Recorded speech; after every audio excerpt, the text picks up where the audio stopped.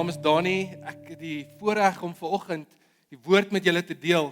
En voor ek gaan inspring, het ek sommer net vanoggend wakker geword, vroeg 'n bietjie gebid oor die diens en net regtig ervaring gehad. Ek dink so baie keer vind ons onsself in plekke waar ons mis die goedheid van die Here.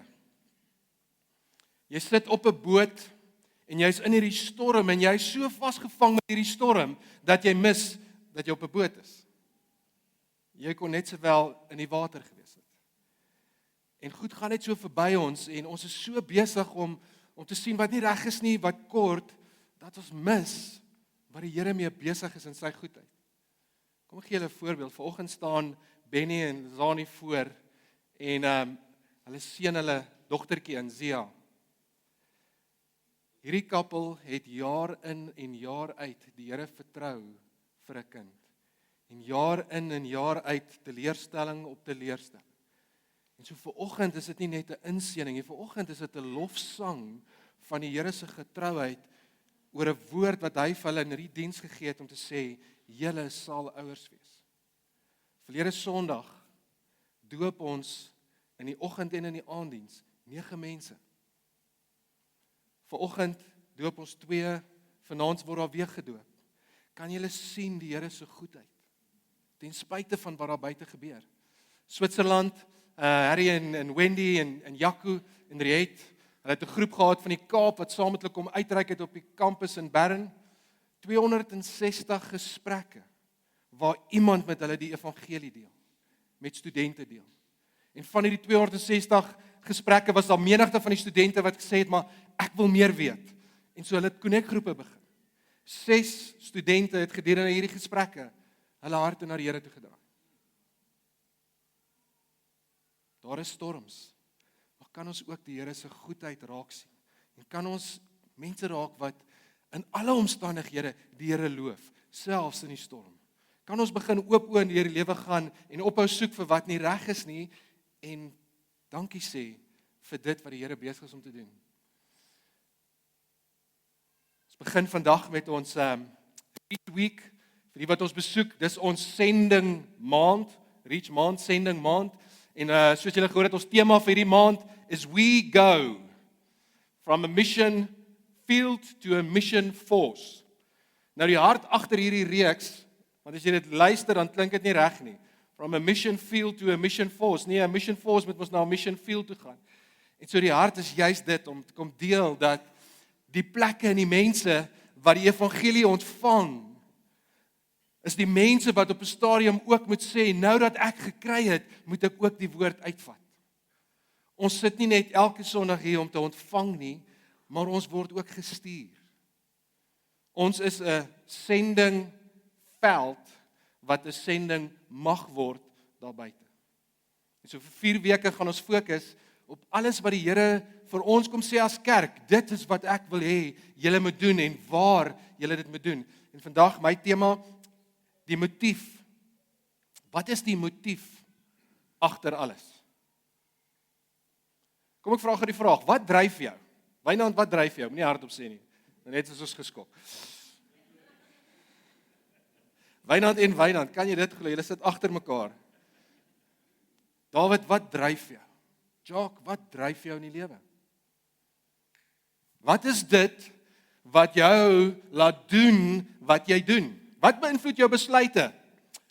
Jou verhoudings, wie jy kies om in 'n verhouding te staan, hoe jy jou ouerskap toepas. Wat beïnvloed jou besigheidsbesluite? Wat beïnvloed jou vrygewigheid? Wat beïnvloed jou woorde? Wat is die motief? Die motief is dit die hart agter alles wat ons doen. Ons doen goed oor ons motief. En so vanoggend wil ek aan julle voorlê 2 woorde. 2 woorde wat ons motief moet definieer. 2 woorde wat moet bepaal hoe ons, as jy vanoggend hier sit en jy is hier omdat jy glo dat Jesus Christus die koning van konings is. As jy jouself 'n volgeling van Jesus noem, dan moet hierdie 2 woorde die motief wees vir alles wat jy doen. Dit moet bepaal hoe jy besluite maak. Dit moet bepaal wat jy sê, dit moet bepaal jou aksies. Dit moet alles in jou lewe bepaal. Nou, die vraag kan ook wees, veral vir die besoekers, wat is julle motief as kerk, Dani? Wat is dit wat bepaal wat julle doen? En wat beïnvloed julle besluite? Nou, baie snaakse storie, julle sal my nie glo nie, maar 'n donut het iets daarmee te doen. 'n Donut het iets te doen met die motief agter ons as kerk en ons motief vir alles wat ons doen. En so, wat is hierdie twee woorde? Julle kan julle Bybel saam met my oopmaak, soos wat ons saam kyk en die antwoord soek in Psalm 145. Psalm 145, ek lees uit die Nuwe Lewende Vertaling. Waardig om geprys te word. 'n loflied van Dawid. Ek wil U prys, my God en my koning. U naam wil ek altyd loof. U naam wil ek altyd loof, selfs in die storm. Ek wil elke dag loof, ek wil U elke dag loof en U naam vir altyd prys. Die Here is groot. Hy is waardig om geprys te word. Sy grootheid is onmeetbaar. Geslag na geslag sal U dade prys en van U magtige werke vertel. Ek sal die glans en die heerlikheid van U majesteit verkondig en nadink oor U wonderdade. Mense sal praat van U vreeswekkende dade. Hulle sal van U grootheid vertel. Hulle sal vertel van U onvergeetlike goedheid en met vreugde sing van U regverdigheid. Genadig en barmhartig is die Here, stadig om kwaad te word en ryk in liefde. Die Here is goed vir almal en barmhartig oor sy hele skepping. Alles wat U geskep het, loof U, Here, en U getroue dienaars prys U. Hulle vertel van die pragt van U koninkryk. Hulle maak U groot mag bekend. Hulle sal aan almal vertel van U magtige dade en van die glansryke majesteit van U koninkryk. Want U koninkryk is 'n koninkryk vir alle tye. En U heers geslag na geslag. Heilige Gees, ons bid in hierdie oomblik, soos wat ons die woord oopmaak vanoggend, dat U aan ons iets sal kom openbaar vanoggend oor die motief wat agter alles moet wees wat ons doen. Dankie dat ons 'n woord het en dankie dat U ons onderrig in die woord in Jesus naam. Amen. En so Psalm 145 begin deur te sê dit is 'n lofpsalm. Rudo kom vanoggend om en sê kan ons die Here loof? My ervaring vanoggend, kan ons die Here se goedheid raak sien en hom loof? Nou interessante feit, dis die laaste psalm wat Dawid geskryf het. Julle kan 'n bietjie gaan kyk van Psalm 145 af tot 150. Begin elke psalm met dieselfde woorde: prys die Here.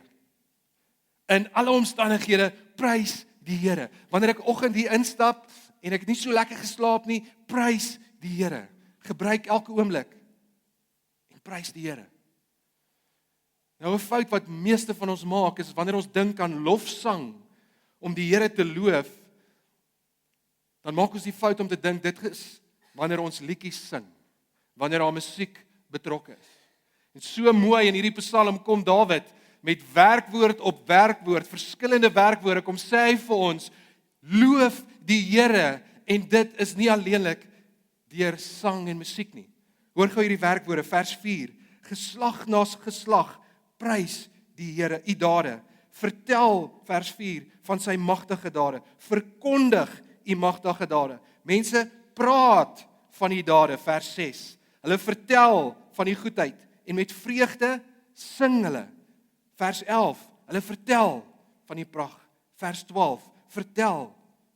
En so dit maak dit duidelik dat lofsang is meer as net om te sing. Wanneer ons die Here loof, sluit dit ook in wanneer ons praat, wanneer ons vertel, wanneer ons verkondig, wanneer ons bekend maak, wanneer ons uitgaan om te deel.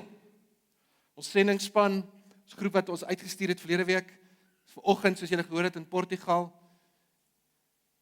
en hulle uitgaan hierdie week is nie net uitreik nie. Hulle uitgaan hierdie week is verkondig, is vertel, is bekend maak. En dit is lof wat hulle bring aan die Here. Wanneer jy in die kantoor instap en 'n loflied sing. Party van ons moet dalk nie sing nie, maar as jy daar instap en jy sing, en dis lekker. Ja, is daai liedjie wat jy sing 'n lof vir die Here, maar raai wat? Deur daai woorde is jy ook besig om hom bekend te maak. En dit is 'n aksie van lof teenoor die Here. Wanneer jy in 'n gesprek sit en almal is baie somber en vertel van al die probleme in hierdie land van ons en jy moet seker maak dat jou tassie reg is sodat wanneer ons die knoppie druk, moet ons spat want hier's moeilikheid. Kan jy die persoon in daardie gesprek wees wat draai en sê, "Jesus, maar die Here is goed vir ons." Dat ons hier kan sit om hierdie vuur en so somber kan wees met al die lekker vleis wat ons het om te eet. Want in daardie oomblik is daardie woorde wat jy spreek 'n lof aan die Here. Reg deur hierdie Psalm maak Dawid dit bekend en belangrik en bekend dat ons die Here met loof in alles. Met alles. En die oorsprong van sy lofliedere, wanneer hy praat, wanneer hy sing, is in die kernvers van hierdie hele Psalm. Jy kan deur hierdie hele Psalm lees en jy sal sien, maak hom bekend, een generasie na die volgende generasie. Maak hom bekend aan alle mense. Maar die kern van waar hierdie lof moet kom, die kern van Psalm 145 is vers 3. Vers 3 sê die volgende: Die Here is groot. Die Here is groot. Wat bedoel Dawid met hierdie woorde as hy kyk en hy sê, die Here is groot? In die Hebreëse denke in die Ou Testament, die Hebreëse denke het grootheid te doen gehad met gesag, met mag en met eienaarskap. Dit het hierdie drie goed geïmpliseer toe Dawid hier sê, die Here is groot. Loof die Here, want die Here is groot. Impliseer hy in daardie oomblik vir die mense met wie hy praat, vir wie hy skryf, iets van sy mag, sy gesag en sy eienaarskap. Iets wat net aan konings toevertrou is in daardie tyd. Iets wat net aan konings toevertrou. Gesag en mag en eienaarskap was net aan konings toevertrou. Hoor gou wat staan daar in 1 Samuel 8. Die volk kom by God en hulle soek 'n koning. Hulle is nie meer tevrede met die Here nie. Die Here is nie vir hulle genoeg nie. Daar is die Here en nog iets, né? Dit klink bekend. Die Here alleenlik is nie vir my genoeg nie. Ons het iets nodig. Ons soek 'n koning, Samuel. En hier is Samuel se woorde aan hulle. Samuel het toe die waarskuwing van die Here aan die mense oorgedra. Dis hoe 'n koning met julle sal maak, sê hy. Die koning sal die reg hê om julle seuns op te roep vir sy diens. Sommige by sy wa en perderuiters, ander om voor sy wa uit te hardloop. Sommige sal bevelvoerders van troepe wees en ander sal sy landerye ploeg en oes. Nog ander sal vir hom wapens maak en toerusting vir sy strydwaans. Julle dogters sal hy vat om vir hom salf te meng en om te kook en te bak. Hy sal die beste landerye, wingerde en olyfboorde vir hom vat en aan sy amptenare gee. Hy sal 1/10 van julle oeste neem en dit ook aan sy amptenare en personeel gee. Julle slawe en slavinne, die beste van julle jong manne en julle donkies, sal hy neem en vir sy eie werk gebruik. Hy sal 1/10 van julle kleinvee vat. Julle sal niks anders as sy slawe wees nie. En so konings in hierdie tyd het alle mag, gesag en eienaarskap gehad oor alles.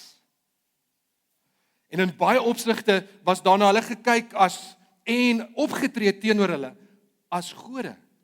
Dink net aan die farao's van Egipte. Dink aan al die Caesars van Rome. Een van hulle selfs die Grote genoem, nie die ou in Rome nie, maar Alexander die Grote. Aan hulle is gegee alle mag, alle gesag en alle eienaarskap. En die Here waarsku sy mense teen hierdie vorm. Maar hier kom Dawid in hierdie Psalm en hy sê die Here is groot.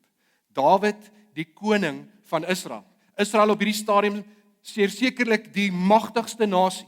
Almal het hulle gevrees vanweë die Here se hand wat op hulle was. En so, ek dink dit is veilig om te sê, hy was die aardse koning van konings. En hierdie koning van konings, aardse koning, kyk na die Here en hy roep uit, die Here is groot. Hy is die koning van konings. Ek sal hom groot maak.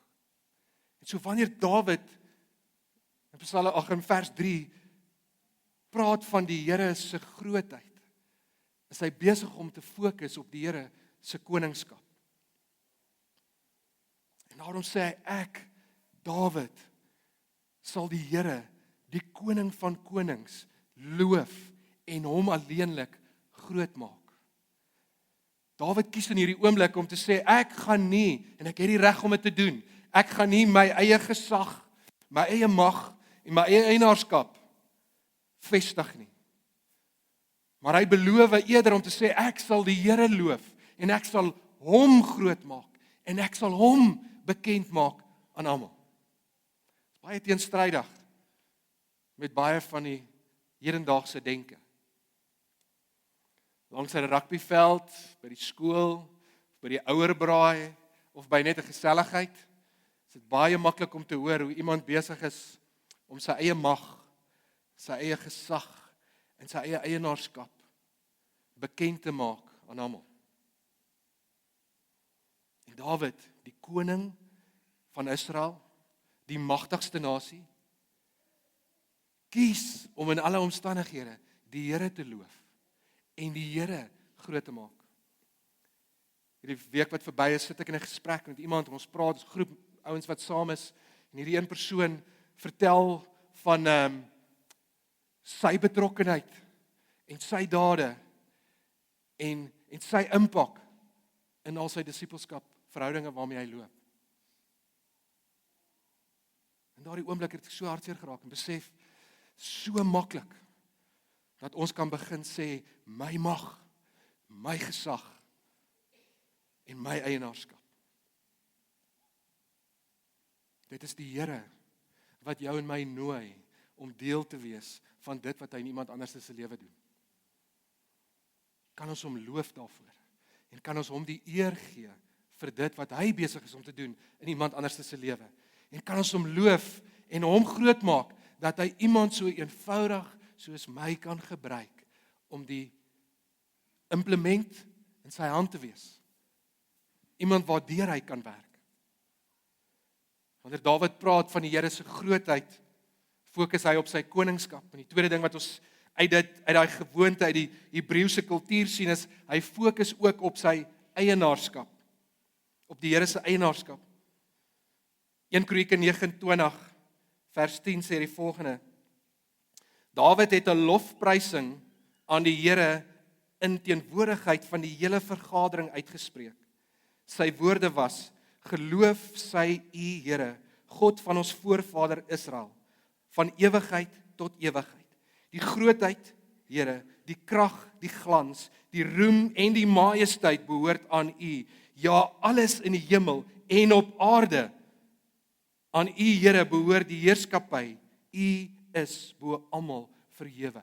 Alles behoort aan die Here. Dawid staan hier, hierdie gebeurtenis waar hy voor al hierdie mense staan en die Here se grootheid beklemtoon, is in dieselfde seisoen as wat hy hierdie Psalm geskryf het. Alles behoort aan die Here. Jou kar, jou huis, jou beursie behoort aan die Here. Jou kinders behoort aan die Here. Jou vrou of jou man behoort aan die Here.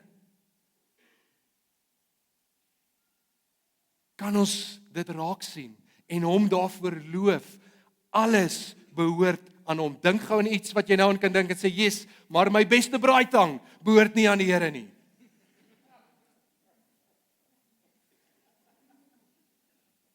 Ek het 'n stommers braaitang.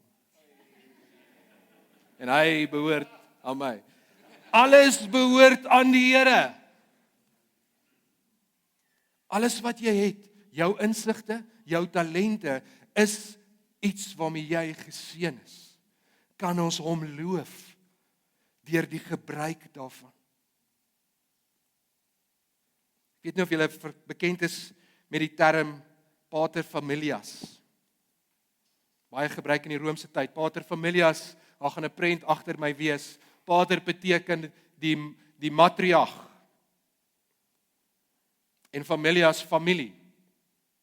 Mooi prent van die hoof, die patriarg van die familie. En in daardie tyd was die patriarg die een wat alles besit het. Die een aan wie alle mag gegee is. Alles in die huishouding het aan hom behoort. En so hier's die ding, die hele huishouding het dan probeer om te doen dit waarvoor die patriarg staan en om lief te hê dit wat die patriarg liefhet, want hy is die hoof van die huishouding. Jesus is 'n mooi voorbeeld hiervan vir ons. Sy aardse patriarg, Josef, timmerman, daarom neem hy die ambag van sy pa aan, om te doen dit wat die patriarg van die familie in die gesin doen.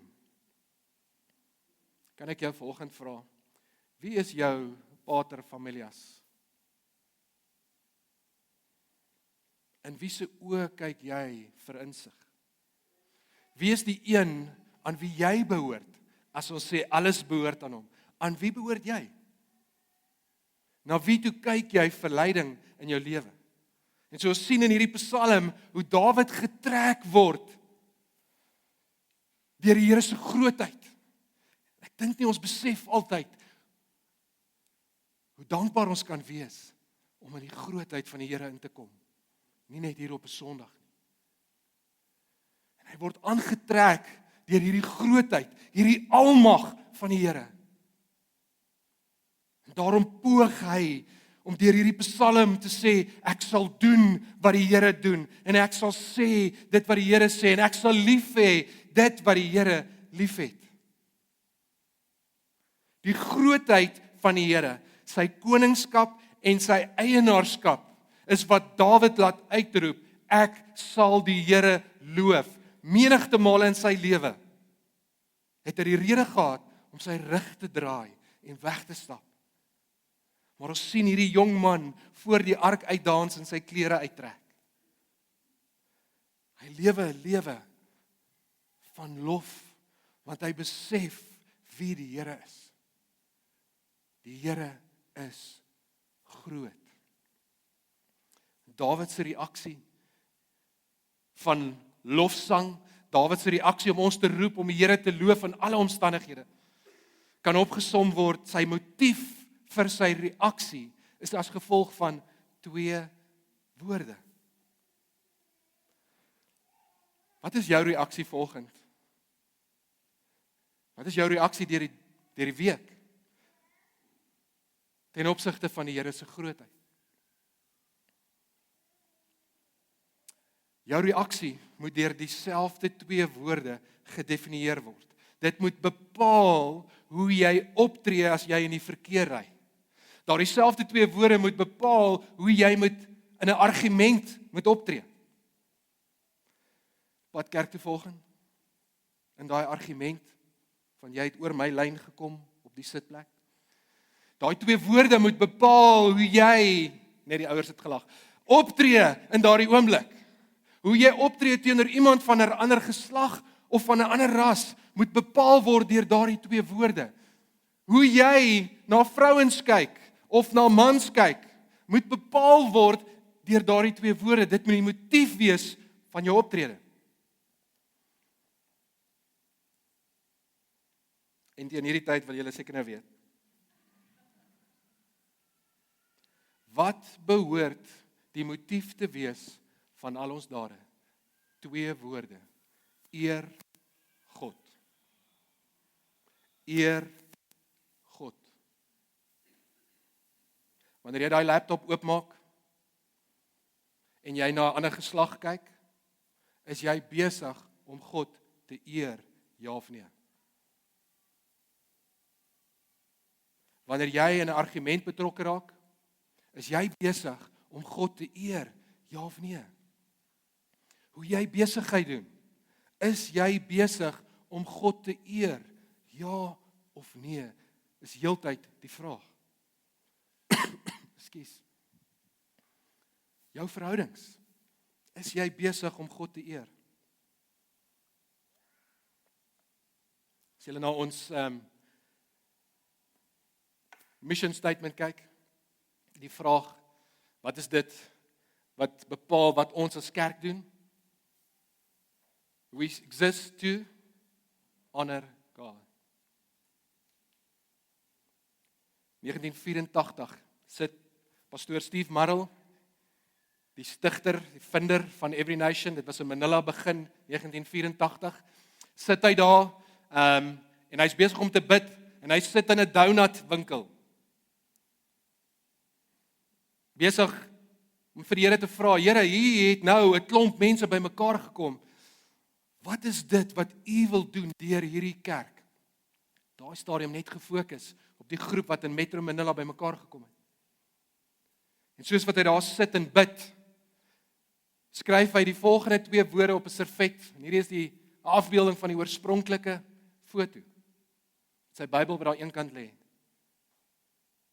Ervaar hy hoe die Here vir hom sê, maak nie saak wat jy besluit om te doen, waar jy dit doen nie, mag dit altyd wees van 'n plek af, to honor me. En so wanneer ons dink aan sending en ons stuur mense, is die motief agter alles, omdat ons die Here wil eer. Ons lof kom van 'n plek af, uit eerbied vir hom. Wanneer ek sing, wanneer ek vertel, wanneer ek deel, wanneer ek bekend maak, is dit van 'n plek van lof aan die Here, omdat my motief is, ek wil hom eer. Wanneer ek uitreik na my buurman of my buurvrou of 'n gesprek begin om 'n evangelie te deel met iemand, is die oorsprong, ek wil die Here eer. Wat is eerlikwaar vanoggend jou motief agter alles wat jy doen? Wanneer jy dink aan jou besigheid, jou verhoudings, hoe jy kyk na ander mense, jou woorde, dit waaraan jy sit en dink, wat is jou motief agter alles wat jy doen, elke dag van die lewe? Tweede vraag, reflekteer dit die grootheid van die Here? Kom ons bid.